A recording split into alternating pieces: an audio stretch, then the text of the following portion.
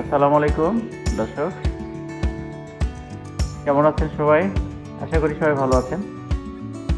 আমরা আজকে আসছি একটা গাড়লের ফার্ম এখানে হবে, সেই জায়গায় আসছি।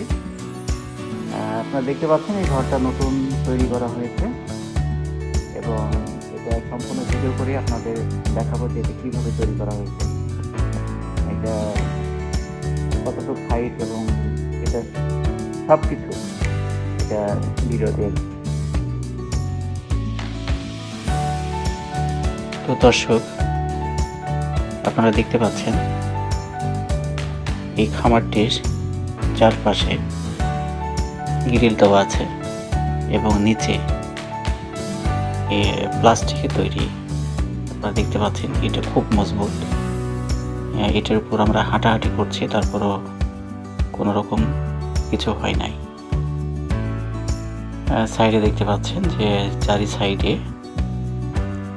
গ্রিল দেওয়া হয়েছে এবং উপরে কালার টিন দিয়ে ছাউনি করা হয়েছে। এটা নামার জায়গা, নামা বা ওঠার। দেখতে পাচ্ছেন এটার হাইট নিচ থেকে প্রায় 4.5 ফিট উচ্চতায় এটা আছে। আপনারা দেখতে পাচ্ছেন যে কালার বা রঙিন টিন দিয়ে ছাওয়া হয়েছে, এটা ছাউনি দেওয়া হয়েছে।